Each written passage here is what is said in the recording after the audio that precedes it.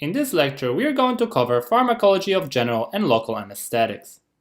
But first things first, what is anesthesia? So anesthesia is a reversible condition induced by anesthetic drugs that cause reduction or complete loss of response to pain or another sensation such as consciousness and muscle movements during surgery or other invasive procedures that can be painful. There are two main types of anesthesia. First is general anesthesia, which makes the whole body lose feeling, movement, and consciousness. Drugs that are used to induce this type of anesthesia are called general anesthetics. The second type is local anesthesia, which numbs only a specific targeted area of the body.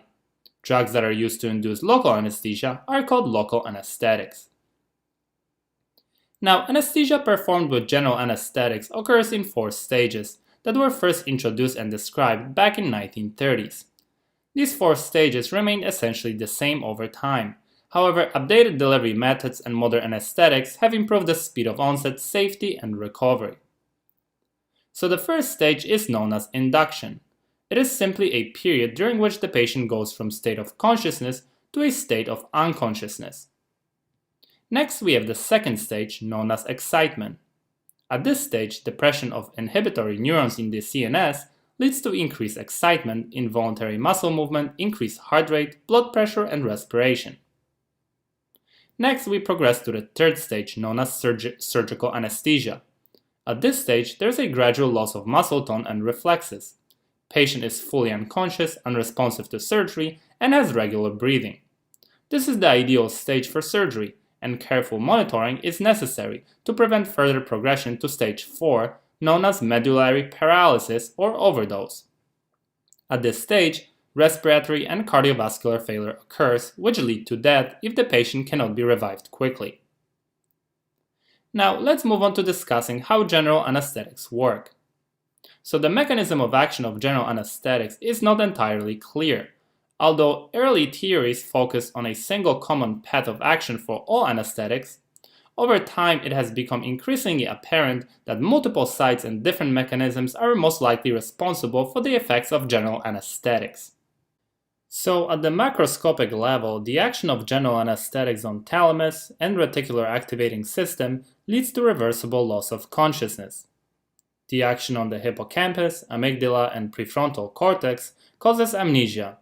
And finally, the action on the spinal cord is responsible for immobility and analgesia. Now, at the molecular level, things get a little bit more complicated. So to make it simple, we can divide general anesthetics into 3 groups based on their relative abilities to produce unconsciousness, immobility, and analgesia.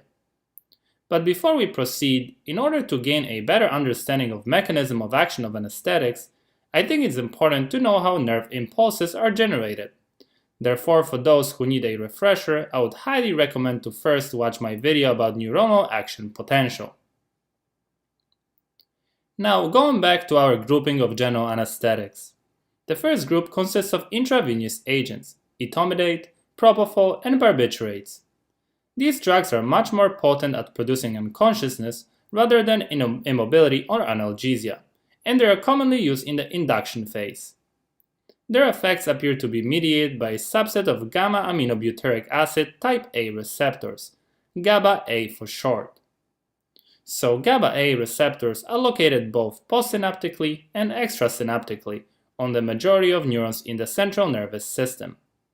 They are composed of pentameric arrangements of subunits around a central ion channel pore. When endogenous GABA binds to this receptor, it causes a conformational change which opens central pore, allowing chloride ions to pass down electrochemical gradient. This in turn leads to stabilization or hyperpolarization of the resting potential, making it more difficult for excitatory neurotransmitters to depolarize the neuron and generate an action potential. So when etomidate, propofol, and barbiturates bind to specific sites on the GABA-A receptor, they prolong opening of the channel, suppress neuronal excitability, and thus promote unconsciousness. Now, when it comes to side effects, etomidate can cause adrenal suppression and transient skeletal muscle movements, including myoclonus. Propofol is known to cause respiratory depression and hypotension. Lastly, barbiturates can cause apnea, cough, bronchospasms, and just like propofol, respiratory depression. Now, let's move on to the second group of general anesthetics, which consists of intravenous agent ketamine and inhalation agents nitrous oxide, xenon, and cyclopropane. In contrast to Group 1 and Group 3 agents, these drugs produce significant analgesia. However, their ability to produce unconsciousness and immobility is relatively weak. Because of that, these drugs are typically used in the maintenance phase of anesthesia. Unlike the drugs in Group 1, the Group 2 drugs have little to no effect on GABA A receptors, and instead their effects appear to be mediated primarily by N-methyl D-aspartate receptors, NMDA for short. NMDA receptors are located in the spinal cord and are crucial in pain modulation and processing.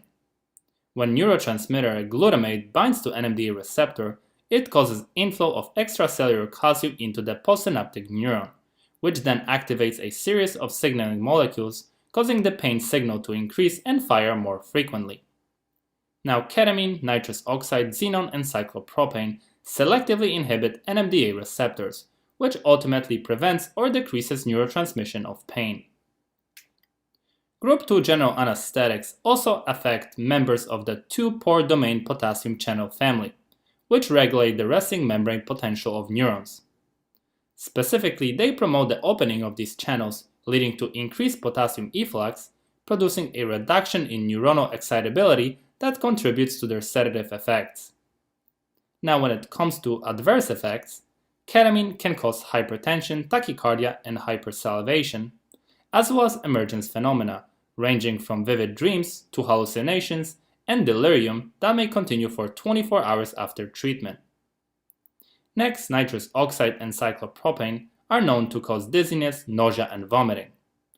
Lastly, we have xenon, which has many characteristics of the ideal anesthetic and has virtually no significant side effects. Now let's move on to the third group of general anesthetics, which consists of halogenated volatile anesthetics: halothane, enflurane, isoflurane, sevoflurane, and desflurane. In contrast to Group 1 and 2 drugs, Group 3 drugs have more diverse mechanism of action and are more potent at producing immobility. Studies suggest that volatile anesthetics produce unconsciousness via different GABA A receptor subunits than those targeted by the Group 1 drugs. Also, many 2-pore domain potassium channels that are activated by Group 3 anesthetics appear to highly affect immobility rather than anesthesia. Just like Group 2 drugs, volatile anesthetics also inhibit NMDA receptors. A wide variety of other ion channels are also sensitive to volatile anesthetics, including neuronal nicotinic acetylcholine receptors, serotonin type 3 receptors, sodium channels, mitochondrial ATP-sensitive potassium channels, and hyperpolarization-activated cyclic nucleotide-gated channels. Now, when it comes to side effects, all of the agents in this group produce a dose-dependent reduction in blood pressure and cardiac output. Additionally, halothane in particular may cause cardiac arrhythmias and hepatotoxicity, while sevoflurane may cause renal toxicity. Now, before we move on, there is one more agent that's worth mentioning here, which doesn't belong to any of the three groups that we discussed so far, and that is dexmedetomidine. Unlike the other commonly used general anesthetics, dexmedetomidine has a unique ability to produce sedation and analgesia without the risk of respiratory depression. These effects result from its binding to the presynaptic alpha-2 adrenergic receptors of the subtype 2A, which are located in the brain and spinal cord. The action on these receptors inhibits the release of norepinephrine, terminating the propagation of pain signals and inducing light sedation. When it comes to side effects of dexmedetomidine, the most common ones are bradycardia and hypotension, as well as transient hypertension due to weak peripheral alpha-1 receptor agonist activity. Now let's switch gears and let's move on to brief discussion of the pharmacology of local anesthetics. Unlike general anesthetics, local anesthetics produce transient loss of sensory perception, especially of pain, in a localized area of the body without producing unconsciousness. So, how do these drugs work?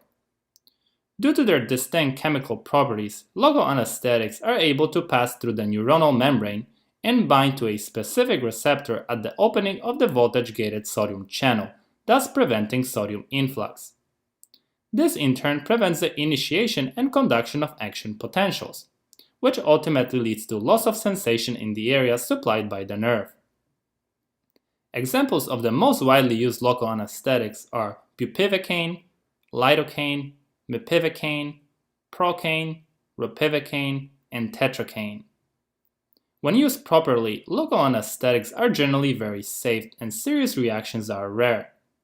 However, when systemic toxicity occurs, patients may experience symptoms ranging from blurry vision and lightheadedness to seizures and cardiac arrhythmias.